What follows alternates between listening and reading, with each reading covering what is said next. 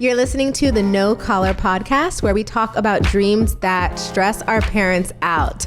Mama, yo, where? Yes. You're joined. I'm joining the podcast here. I'm Trevor, and you're joined.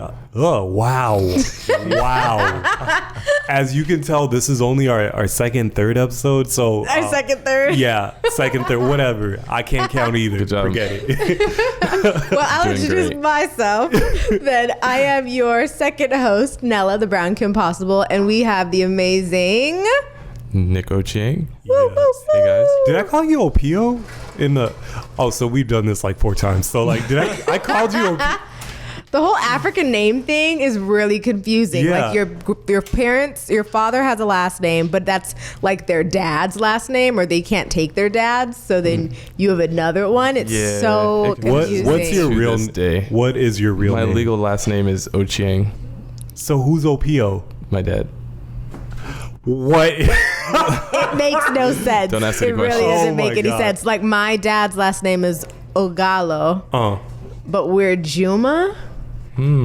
And it's really confusing to me. So we're in the same boat then. Yeah, I mean, to the point where we're just like, we're just Juma. So like, I always get confused when they're like, oh, if you had a different Yeah. last name on like documents and stuff like that, and I'm like, we did. My mom's like, no, we don't, and I'm like, I could have sworn my dad's last name was Right. Ogalo, but they're like, we're Jumas. And I'm like, all right, whatever. The Juma sisters sound cuter anyway.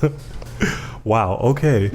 Well, anyways, so we're here to learn about Nick's life a little bit and find out, how he got to be who he is. So Yes. let's start it off. So Nick, give us a little short into who you are and what you do. Well, I'm 25. I'm a student. I go to Cal State San Bernardino. Woo woo. The wolves. Yeah, you already know. Coyotes. Coyotes. So sorry. I did not You go don't know. there. Disrespect. Sorry. Yeah, they're the same family, the dogs, the canines, whatever you want to call it. But yeah, I'm over there studying cybersecurity. But I guess the reason why I'm on the show, or why we started the show, is to figure out stuff regarding dreams and such. Yeah. So what are you doing like now? Like Right what are you now, up to? currently, as I am also a student, Yes. I have a job working on cars Okay. of the vintage era. What's So that got to do with cybersecurity, though? It has nothing to do with cybersecurity. It's actually the furthest thing. But yeah, I work on cars. I wrench on old BMWs, particularly the e30 chassis, for those who know. It's the boxy looking 3 Series from the 80s to the 90s. And we basically buy used, crashed ones that have no love, lost title, et cetera, Yeah. ones that are not roadworthy anymore. It's kind of a niche market, so they're not like crazy valuable or anything. Buy them for like $500. Wow. Wow. Most of them are too far gone. Dude, Take them no. apart and sell the parts. And You that's have what no we do. idea. You guys have to check out his Instagram because these cars do not look like they're worth $500. Not at all. Yeah. He looks so not the ones cool, that I like post. major. Those are the ones that we fix up. Yeah. Every once in a while, we'll take our talents and make something beautiful instead of tearing stuff apart. Yeah. So, Wow. yeah. But yeah, actually plug your Instagram right My now. Instagram? If you're listening, Oh, man. get on your phone. You're probably on your phone right now. What's your Instagram? Get My on it. Instagram is mtech_Nick. And I post projects that I've worked on for people. And lately, I've been posting my own car. Just the things I did with it over the years. I took way too many pictures and I never put them anywhere. I was like, might as well make my own Instagram about it. So Smart. Yeah, it's Yeah. a beautiful car though. Beautiful car. thank you. Yes. Appreciate it. It's very cool. And for people who don't know that much about cars, it's just really cool. It's kind. Okay, so you're in school for cybersecurity. I'm in school for cybersecurity. You work on cars. I work on cars. What's your mom and dad got to say about this? My parents. Because let's not forget, Nick is African. He's Kenyan. I am. And the parents, as we said in the first episode, you only have, what was it, 4 paths? Yes. paths. Engineering, nursing, doctor, lawyer. lawyer. So- Yeah, this isn't even in any of those categories. What I'm studying is already an exception. So yeah, you could say I'm in that category of people who stress their parents out. Yeah, definitely. Yeah. Yeah. How are they taking it that you'd rather be working on your cars right now rather than your... they really think it should be more of a hobby than me trying to make it a career in any sense of the word. And like from their background, what they see in it, they really don't appreciate necessarily the craft of it. Just because, I mean, growing up, we had a family mechanic, and he, you know, did great work on our cars, but at the same time, he wasn't the most paid person ever. It was just like they saw it as something as a lower job. And in Kenya, we call them fundis. They're people who can like work on stuff, work with their hands, but they kind of like, you also, you know, they don't get paid that much and stuff. Wow. And especially in third world countries, they're trying to get more money. You know, like they'll tell you, they might tell you something's wrong, or they'll come in clutch to help something, but it's not like they're the most highly regarded people in society. So it's already all about looked down upon. respect. Exactly. Yeah. So how are you?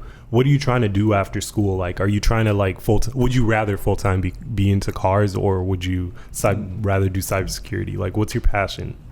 That's a great question. I think I'm here to figure out. Yay! Someone try to figure it out. Yeah, I mean, gosh, working on cars, I had kind of succumbed to that belief early on when I was, you know, my first year of college.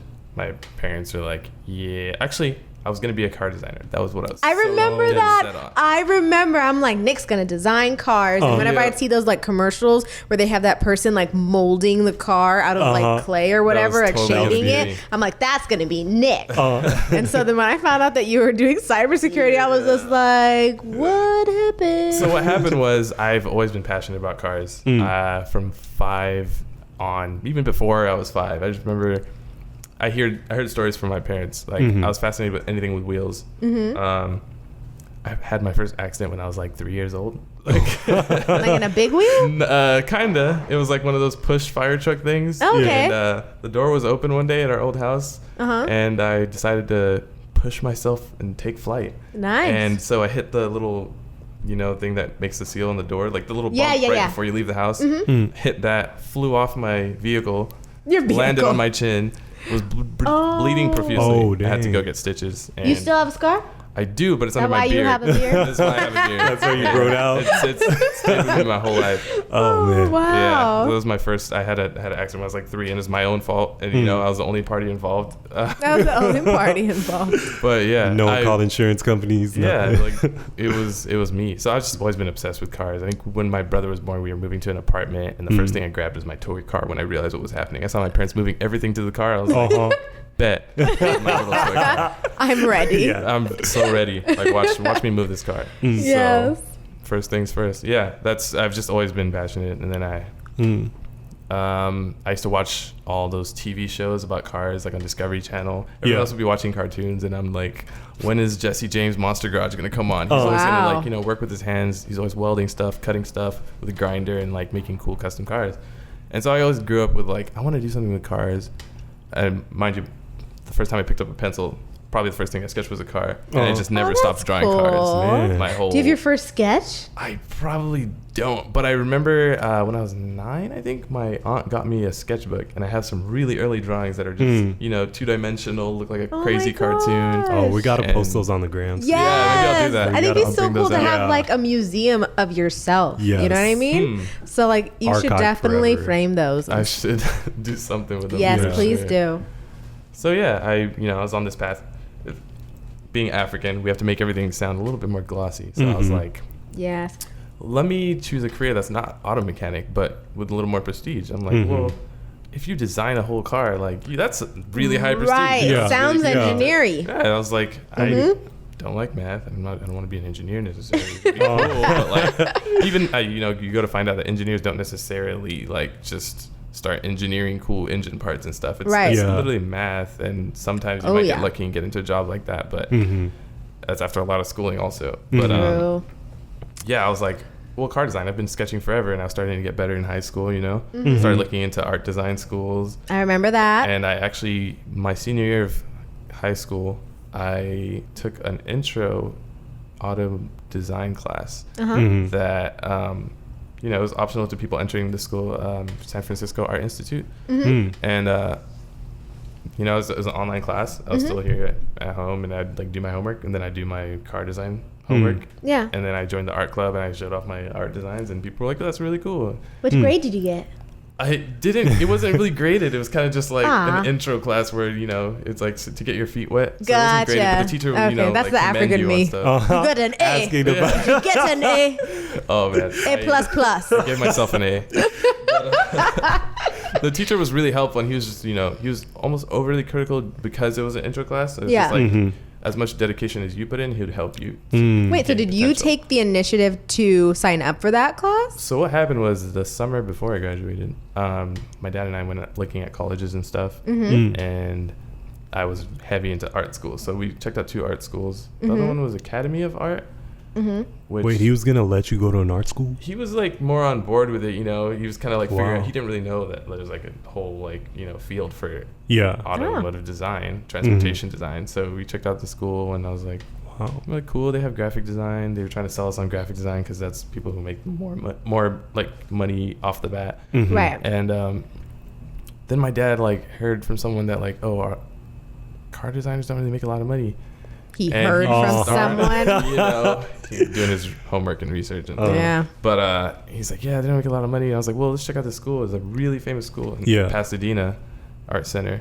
And I went over there, and it was such a cool school. The person giving us a tour, I was just like, this whole place is cool. But we heard the tuition, and we were like, pass. Just kidding.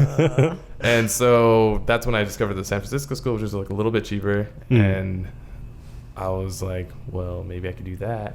I'm sorry if I'm getting the names wrong. I haven't looked into art schools in forever. I don't know if you're saying them wrong. I think the one is they didn't sponsor this podcast. They don't exactly. Pay us to say your name right. Yeah. I think the one in San Francisco is Academy of Art, and I think the one that's more like trade school is the Art Institute, or it could be flipped. Anyway, we'll say the name correctly in the description. But sure. Yeah, basically I was set on going to school in San Francisco. Yeah. And then, I took the class, and my dad was like still trying to reason with me, like, hey, like, you should pick a more lucrative career. And like, it took me a while to get over it. I was kind of just like, I really wanted to do art school. I told everyone I was going to be, a car designer. Yeah. And then eventually I kind of just, I was like, well, okay, I'll go to Cal State. Yeah. Had no idea what I wanted to study. My mom was like, well, you like computers, right? And I was like, yeah. She's like, well, maybe do something with computers. I was like, well, computer engineering sounds kind of cool. It's kind of engineering. Yeah. And I signed up.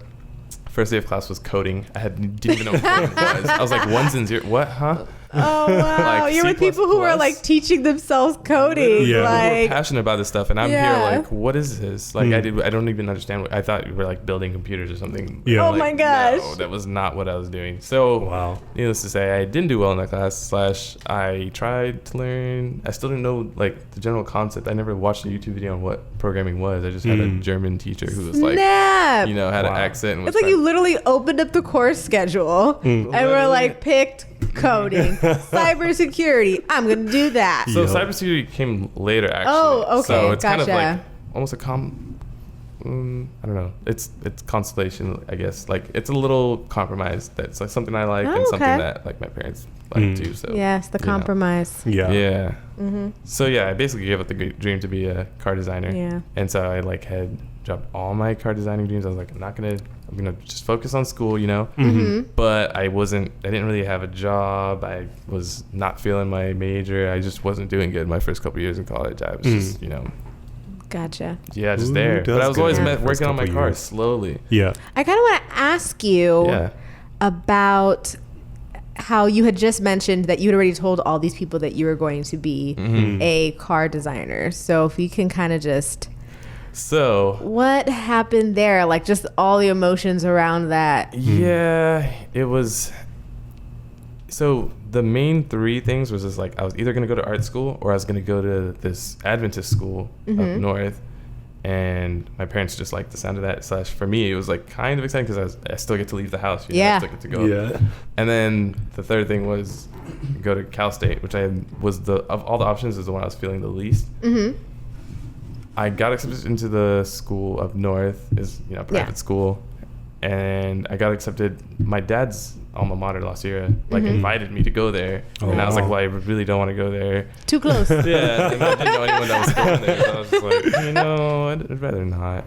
So, yeah, it was always like after I took the art class, which was like it ended in maybe December-ish, and I was graduating that spring. Yeah. And after we decided art school was too expensive, / I shouldn't do it, I kind of just, was in this jumble of like, well, where am I going to go? Like, where is it going to fall? Like, I have to go to college. The pressure was on. Like, I have to go to college. I totally get the pressure. And by the end of it, I was like, I really just want to go to community college so I can like at least figure out if I'm going to, all my That's smart. seeds were in the basket of like, all my eggs were in the basket of like, I'm going to go to art school. So I had no passion besides that. I was like very much invested in drawing all the time. So I was just like, well, whatever happens and whatever, I'm not mad about it, or try not to be, Right.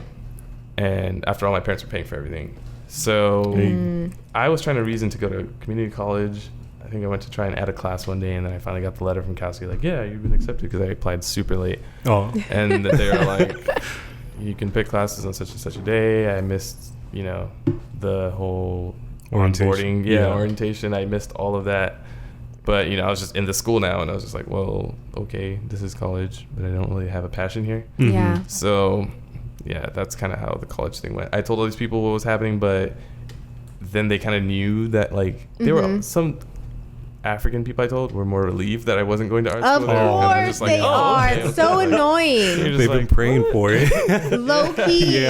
Oh my goodness. That part really is annoying, because you go in and you have to sound so passionate about the dream that you have and what you want. And then all of a sudden you talk to auntie so-and-so or uncle so-and-so that you've changed your mind. And like you said, they're like relieved. And they're like, oh, you've come to your senses. And you're like, so this whole time you weren't really feeling what I was, Exactly. I think that part's really frustrating. Like, not even to be sidetracking or going off on a tangent. Yeah. But I think that's really interesting, just that moment when you realize that you're not going to be going after what you wanted and you've kind of like succumbed to the pressure, which is really annoying. Because like, I mean, remember I had said I'd wanted to be a doctor and then I decided I'm not going to be a doctor anymore. But luckily I was able to make a new decision really quickly. But people were still like discouraged and not upset, but they're like, you've been saying you want to be a doctor since you're 8 years old. I'm like, I don't remember what I was thinking when I was 8 years old. So it's too bad you remember that. But it definitely is. It's saddening a little bit, but there's always gonna be disappointments in life and stuff, and they still only wish you the best. But at the same time, you're like, just be honest with me, but support me, right? At the same time, So it was basically everything you said. It's kind of just, well, it sucks, but my parents. What can you do? At that age, you were what, 18? Exactly. And that's the worst part. I'm going to do it again. I'm going to do it again. Just wait for it. But I think because we're so young, and also we had been talking earlier, we're all the oldest in our families. That's true. So when you talk about that and not knowing what to do, you're the first one going to school. Yeah, your parents are super anxious about it. They're like, you have to like, make us proud. Like, what are you doing? Exactly. All my friends from school didn't understand why I wasn't going. All my friends from high school didn't understand why I didn't go to some like big university out of state. But in my head, I was living in some dreamland. Like my parents had a bank account for me to just spend to pay for tuition. So they're like, why weren't you applying for grants? Why weren't you applying for scholarships? Like you see people who like work 3 different jobs just to go to school. And in our heads, we came to the States thinking our only job is to go to school. There was no other option. Like, exactly. It was already guaranteed. Exactly. So I'm thinking, I mean, I know you would have been like a starving student, starving artist, but then do you ever in the back of your head be like, what if I put my foot down and struggled anyway and struggled through art school? I thought about that because I was just like, well, they've instilled in me this whole drive of like, you're gonna be the best at whatever you do. And especially like everything I had done in school prior, I never had the best grades, but I passed decent. And like everything I just wasn't passionate about. So when it came to cars, I was like, there's no way that I'm not gonna like succeed to the fullest potential in this dream of mine. So in that regard, I was kind of a little bit like, man, what if I just said I'm gonna do it? And like, took all these loans and stuff and just did it anyway and sacrificed and like, lived out my dreams. But the thing is, I also didn't personally know anyone that was a car designer. I didn't besides my teacher, and he didn't really like exude like, I don't know, wealth in a way. He was just like, like a normal guy. Like, and I was just like, well, shoot, maybe it's not as like glorious as I was thinking, but still it's something I'm passionate about. Like, right. And I was like, well, you hear about famous designers, and I don't know. They made it somehow. Yeah, exactly. Aren't cars named after them? Some people, like really? Ferrari. Oh, right, yay! I mean, Ferrari built his whole company, but Enzo Ferrari, like, okay, the cool. whole car is named after him. So, like, yeah. Well, yeah. So you're going through this journey of like trying to do something that you're more passionate about, but your parents are like, we don't know. So like, yeah, it's interesting because I had, by the third year of college, I had kind of checked out from this whole like chasing the car life. I was like, well, you know what? I'm going to pick whatever career, pick something I like, hopefully, but like invest a lot of my money into doing things that make me happy, which is cars. So I was like, consolation is I'm just going to build the best cars for my own garage. I'm going to have like, you know, I was like dreaming up my dream life. And I was like, well, I can do that if I'm financially set. And I was like, yeah, my parents think I'll drive a nice car, but like, they don't know how overboard I might go with this, but I don't care. Like, if I'm gonna make them happy with my degree, then like I'm gonna, you know, spend the money I want. Right. And so for a while, that kind of started driving me. Especially, I think my third year of college, I discovered the cybersecurity career path, and I was just in a lecture one day, and they were like, "Oh, we have this new major." Because I was in the business school. I changed my major to business economics. Okay. And so for business, you have to take like an intro computer class. And so it was in the School of Business, Jack Brown. Yeah. So I was like listening to their pitch, and I was like, oh, it sounds kind of cool. And I took one of the classes, did really well, and they're like, you should think about this program. It was like, you know, that Excel class where you have to learn Excel and like PowerPoint, but like through got an A. Cool. And they're like, you should consider this because the learning style is kind of similar to that course. And I was like, okay. So I took the 309. I took the 272 class, which is like building computers. And I did good in that class. And they're like, maybe I should change my major. So changed my major to cybersecurity. And I was like, I started looking up careers in cybersecurity, and like they make a lot of money. I was like, that's pretty good. You know, that's close to that's the 6-figure salary that my parents wanted. So, hey, might as well. This is my, you know, avenue to like, it's something I kind of like. To freedom. Yeah, it's my avenue. Exactly. I'm going to take this path and I'm going to ride it and I'm going to pimp it out when I'm done. Like, you know, I'm ready. And so I completely checked out of car stuff. I was working a job at the mall. You know, I was at Cotton On. Gained a lot of people skills because I was a very shy person. And discounts too. And discounts. I got so many discounts. He was fitted. That 50% off, man. My whole wardrobe is still like half Cotton On. But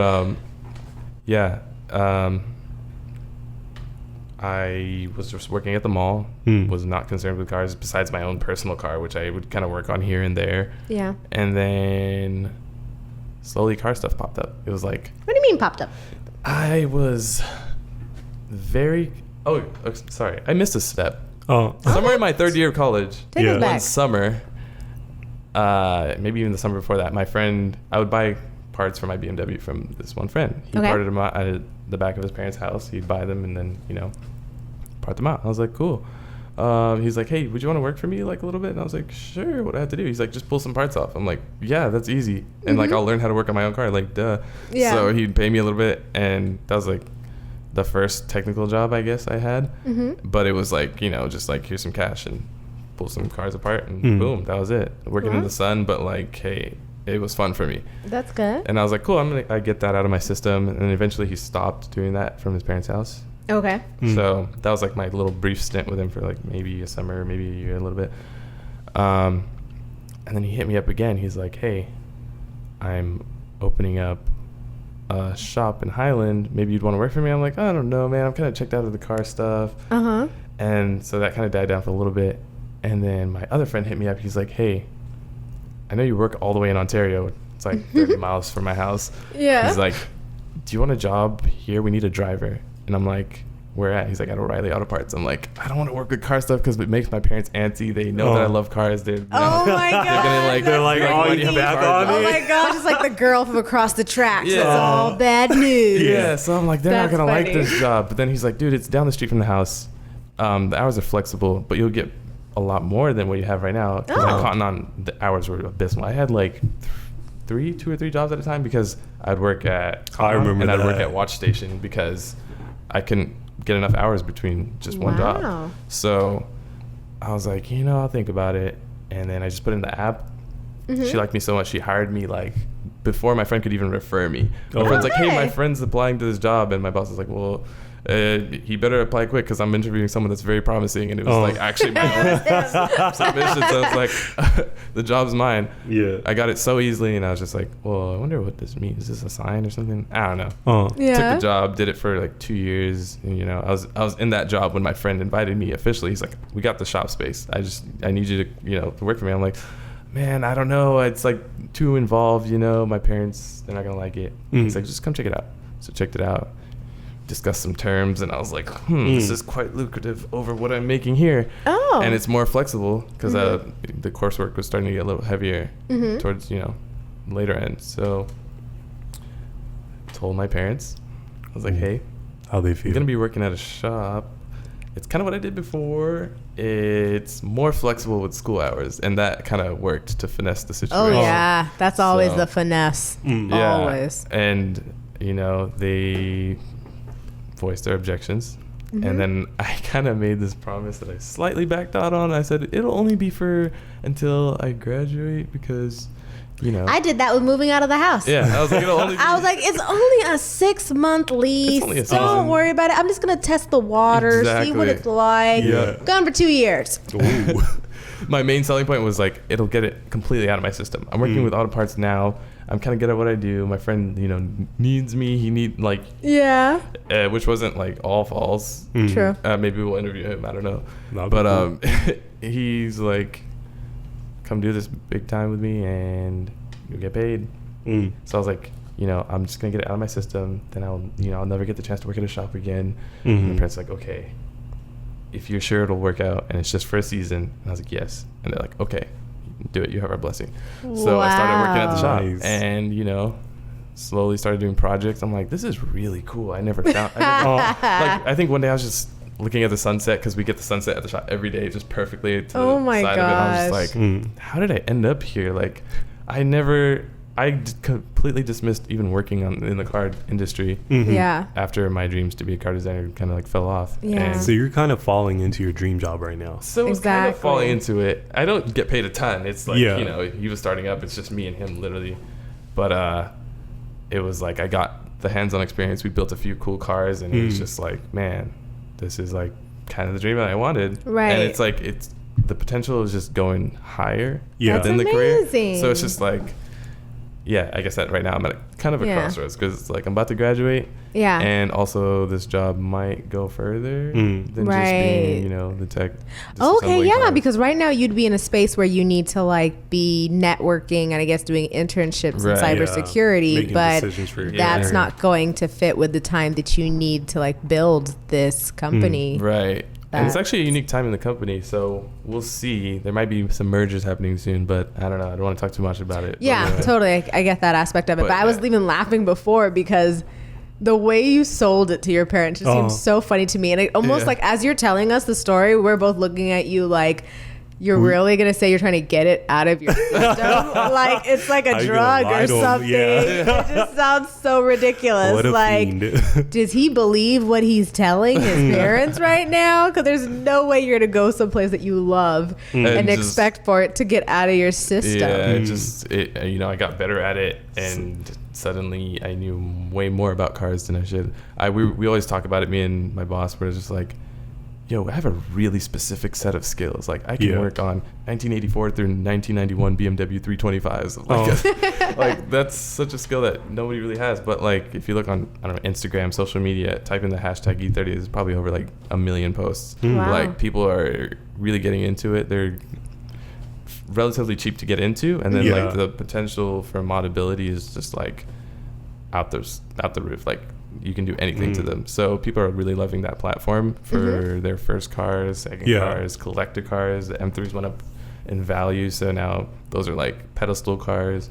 And we kind of started getting into vintage BMWs, like the green one I had, the 2002s. And so it's just, you meet the right people and you get connected, and all of a sudden, like, there's endless possibilities. That is so true, because that even leads me into how important it was for you to have these certain friends in your life. Because, I mean, you were talking about the adversity, the people who weren't very supportive, and now you're talking about how great it is to have these certain people in your life. So I'm not trying to say, of course, you're gracious, I'm assuming, and you want to make sure that you have people in your life. And that's even people who are listening, and all of us make sure that we have either creative people in our life, or me, sometimes more business-minded people, but just people that you respect, that you appreciate the work that they're doing, and you kind of want to emulate and go even further. But I think that's really cool that you made sure that these people stuck around, even though they were doing things that you were telling your parents you wanted nothing to do with. Yeah, it's kind of like I got coaxed into it, but it was like in such a strategic way, because it's almost like the way I look at my jobs and how they lined up. Like the first job I had, I was just like, I just want money. But like, I gained crucial skills in like public speaking. Like, I was the most shy person, but now I can introduce myself to anybody, and it was actually fun now. That's awesome. And then working at O'Reilly, I learned part systems. I learned how to, like, manipulate a computer, learn like the name of any possible part, basically. For the most part. Like, people come in for random parts, and you have to learn how to find it. And then working for my friend, I had technical skills, just like hands-on. And it's just like, I gained so much more outside of the classroom in regards to a specific field than like I did in school, kind of thing. Like, I'm learning a lot of technical stuff, but it's like textbook, It's kind of like can't read this in a book. You're doing like 2 majors right now. Almost. It feels like it. Like I've been doing a really long car internship or something. How tough did you find it to like to satisfy your parents over here and then follow your dreams over there? How was that? I think I had to be really crafty, as Nella noted. I had to, like, it almost wasn't a dream, because I was just like, well, how far will this go? Even when I first started working with my friend, it was like, I wonder where this could go. / we built it kind of from ground up. Yeah. Like, if you walk into the shop right now, you'd be like, whoa, there's racks of parts in this huge warehouse. Where did this come from? And I just remember this hot summer days when we were like lugging parts from the other side of the shop, because like we need to expand, because like we started doing a slightly larger scale, and then we started like needing to sell more parts, because like the demand was just greater. We were selling more, and he was like, we need to turn cars over faster, and so immediately we scaled up a little bit. We were renting 1 building, we had to rent 2, and a lot next to it, and all of a sudden it like just turned into this thing. Wow. So it was just cool watching it scale up, and that's when I started developing more ideas of like, wow, this is kind of a dream, Yeah. Like, I'm really falling in love with these cars, and like this could go further. And like I said, you meet the right people in the industry, and they make you believe that even more. Right. Exactly. Cool. So I'm gonna ask you the tough question. Ooh. I'm ready. What's gonna happen at the end? Are you gonna choose the cars or cybersecurity? What's up? Gonna happen? Because you're close to graduation, right? I'm close to graduation. Yeah. I have less than 5 classes left. I just have to, I'm gonna start summer school August 1st, and then I have a couple classes in the fall, and then I'm done. Are you thinking like which way you're heading, or like what type of plan you're trying to go for with all this? I'm kind of hopeful. It's like an ideal situation, I guess. Yeah. Because under the new developments that are happening at the shop, I could be more lax with my time there, where I would have more time to like do stuff in cyber. So currently I'm trying to look up internships / jobs, entry level, like, IT jobs, so that I can get my feet wet and have experience ready to go. Something I could add to my resume. Right. Like, actual real stuff I can add to my resume. And so at the same time, what's happening at the shop would only be for a period of time, and then they would probably need me even more, maybe in about a year's time. Yeah. Oh, okay. So I'm you kind have time. of it's kind of like I'm treating it as an opportunity to develop the skills that I did spend money on in school. Yeah. And like, add it to my resume and Yes. like carry forward with that, and then we'll see what happens, I guess, in a year's time. I couldn't really say that I would choose it necessarily now. Not that I don't want to, but more because of the options not really there. Okay. So It almost seems like it works out It almost perfectly. does. Like I was, You know, like, so you don't whoa. feel like you have to pick one over the other one. Right, And it's even kinda once just- it is time to take and pick delay. the shop, Yeah. it's like you've already went and done what you went to school to do. And hopefully if you're growing this shop, you can, I don't know anything really about cybersecurity, but I'd like to think that maybe you can like build their IT infrastructure Maybe. stuff. I don't know. That's the thing. So I really want to get my feet wet because I realized like I didn't really have that same passion for the shop until we started doing like real stuff and like doing bigger things in the field, like expanding when we first did. Yeah. And then meeting certain people. It was like I never saw the full potential. So kind of with that in cybersecurity, I don't necessarily see the full potential yet because I'm like, I don't know what skills I have and don't have. Very true. Compared to like a working professional. So You I'm don't like, I know really what want to you get in don't there. know. And, you know, maybe my dream will switch up. Maybe I'll prefer cybersecurity. Who knows? I don't know. And that's kind of a trip, but It's an meanwhile, adventure. I'm having fun, you know, just posting about what I do at the shop because it is what I'm passionate about. It's like I meet all these cool people. I'm just totally open to having conversations about cars any time of the day, 24/7. Hit me up. So At least you know what you're doing it right now while you have the time to, because like imagine if you were like, oh, I wish I would have, you know, Exactly. tried out the car stuff after you graduated and you're like in deep with your cybersecurity, like doing an 8 to 5, it's hard to have like a thing afterwards, you know. Yeah, and that's what I'm really grateful for now because I look back, I'm like, I spent maybe 2 years at the shop. Like I could sufficiently say like I tried it. Yeah. If it never went further than this, but if it does go further, I kind of want to be on board for that. So it's kind of still 50-50. It's just I have a delayed time to think about what I want to choose. So it's not necessarily gonna be now, but it might be sometime in the future. Yeah, I think a lot of people need to take that into mind. Like while you're still young or you're transitioning from school into working full time, to really take advantage of all that time. Because I mean, you never get the time back. So it's really awesome that you're in this place in your career where you're going to be able to take advantage of this. So I'm really excited for you. Thanks. It's really fun. Yeah. It's the end. I believe so. be the I end. mean, we've wished him well, and he's pretty much got it all together. I feel like we just sent you off on a trip right now. I know, right? Bon voyage. Good luck. Yes. E30. That's some Luo for you guys. Exactly. Oh, wait. Do you have any like advice or like something that you've learned through this so far in your adventure? In my adventure, well, I'd say don't be afraid to take opportunities, especially if it's doable. Because what I'm doing at the shop, it's like it provides me some income that I have spending money. The flexible hours are great for school. I can still go to school. I'm not totally dumping that. Right. Yeah. So I would say just take advantage of opportunities you can when you're young, because I mean, they might not be there in the future, and you never know what you're going to be missing out on. Like if I was looking at someone else's life, if I made so many BMW friends, if one of those guys took that position that I took, I might be looking at them jealous. I would be the one that's like, and some of my friends did, get other jobs, and they can't necessarily have as much time to work on cars anymore, and they're like, man, I really wish we could like live your life. And I'm like, oh man, it's crazy to be like envied in the slight way, That's very true. specific way. So I'd say take advantage of opportunities that come to your door. I'd say talk to people.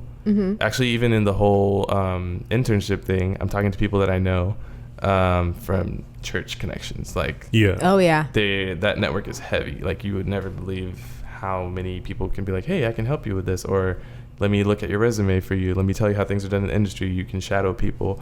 Right. In that sense, that's really worked out. And don't be afraid to ask questions. Most people love to talk about what they do. That's something that people don't realize. Like, even if they seem a little bit snobby about having that position, ask them a little bit about what they do and watch them show off. And watch them like tell you how to do it. Watch them like flex. slowly it'll come out. True. Trust me. It's you just got to talk to people.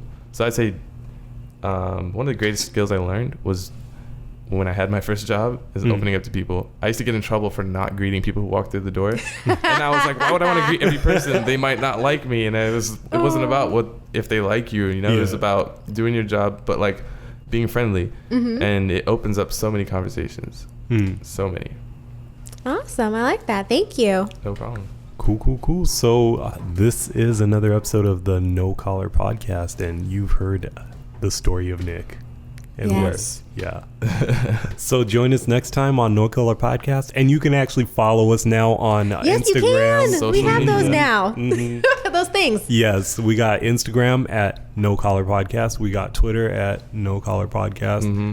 And in 30 minutes, we'll have Facebook at No Collar Right. Podcast. And YouTube. And YouTube as And well. YouTube. Yes, Oh, find us. Right. And then you can follow us individually and kind of us on our adventures. So I'm at Professionella _. So 2 S's, 1 N. So at Professionella _ for Instagram. And I'm mtech_Nick, as I said before. You'll see all my car builds and adventures and all the cool stuff we do at the shop. And yeah, I'm at Trevor K Photography if you want to look at some pictures or whatever. some fly pictures. Hire this man. Let him shoot your wedding. Let him shoot I'm like, your I need to be doing quinceañeras. your thing for you. You're like mumble. Don't let this man fool you. Check out his page. He's nice. Thank you. But yeah, go ahead and follow us, and yeah, maybe we might follow you, DM us, comment on the picture or something. Let's communicate, and we'll see you guys next time. Bye. Bye. Later.